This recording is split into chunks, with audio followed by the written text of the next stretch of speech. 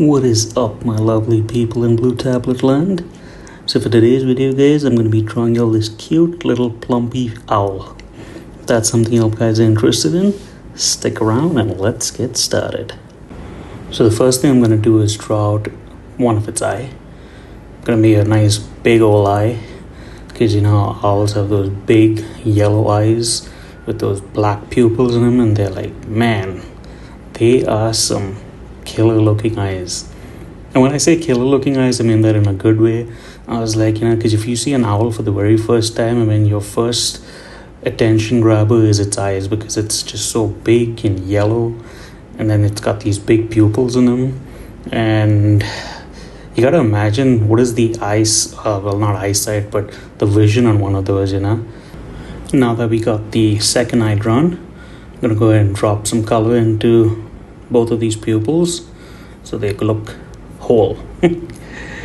Now for the body, I'm just gonna draw a cute little blobby shape, so it kind of looks like he's nice and plumpy, and he's kind of cold in the woods, so he's kind of fluffed up so he kind of stays warm.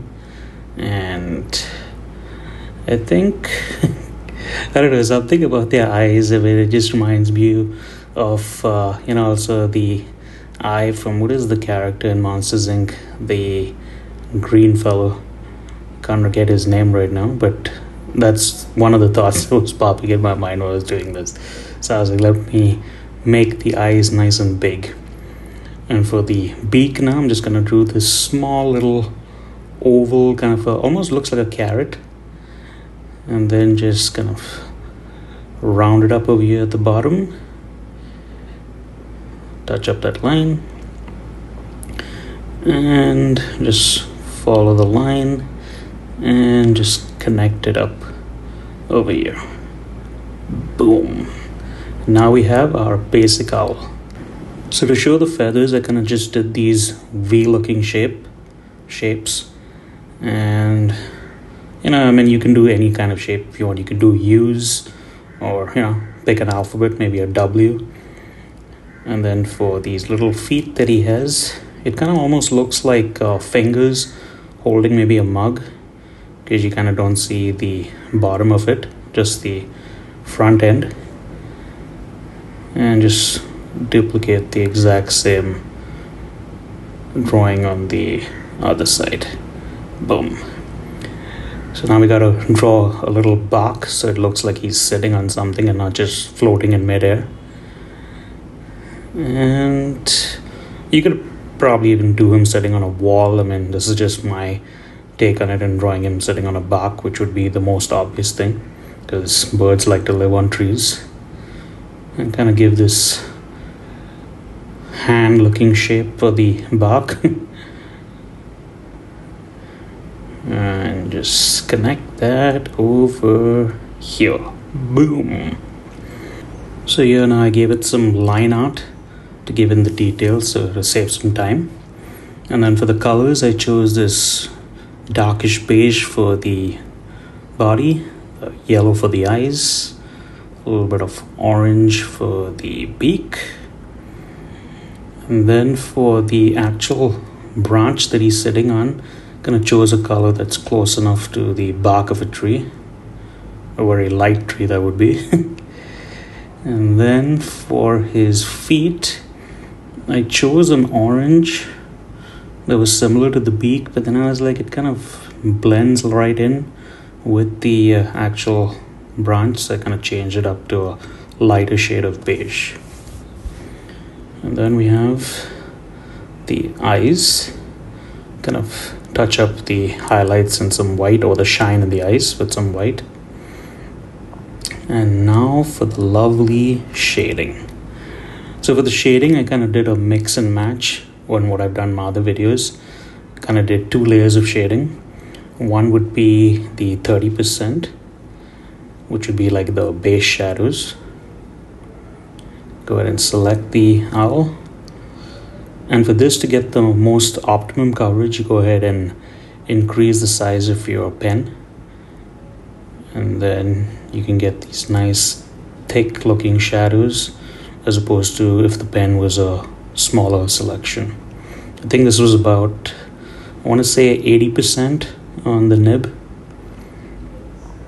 And this is again something that you can totally try on your own, and you can mix and match the pen sizes. You can try 50 or 60. Do the same thing for the branch as well. The only advantage to doing it this way is, you can get a lot of coverage done really quick. But if you want to go back in and do any details, you just kind of adjust the size of the pen down to like 20 or 10%, and then you can get those small little minute details. Some shadows for the eyes, so it kind of has that somewhat of a 3D look. And then do it for the other eye as well. Again, this is something that you can try different techniques of shadowing, and if you like something, stick with it. If you don't, start over. Nothing big to it. That's the best part about art, there is no rules, and you can make anything, you can try a different technique. Especially with digital art, there's so many things you can try that you cannot really do with traditional art. But I guess each of them have their pros and cons. The selection tool is another tool that comes very handy when you're doing shading, and you can actually block out the area you want to shade into. So now for this ear part, I could have used the selection tool, and then I could have just manually drawn over the ear, and then the selection would have just stayed in that section. But I chose to do it manually just to show you all how it's done. But as I said, you can, if you wanted to have the use of the selection tool, it's there. And it's all about making your work simple and not working too hard. But now for the highlights, I wanted to just give some shine to the eyes. And for this, what I did was I just chose the color white, and I turned down the opacity to about 70.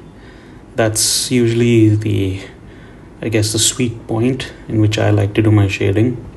And by all means, you can try it at 60 and see how you like it.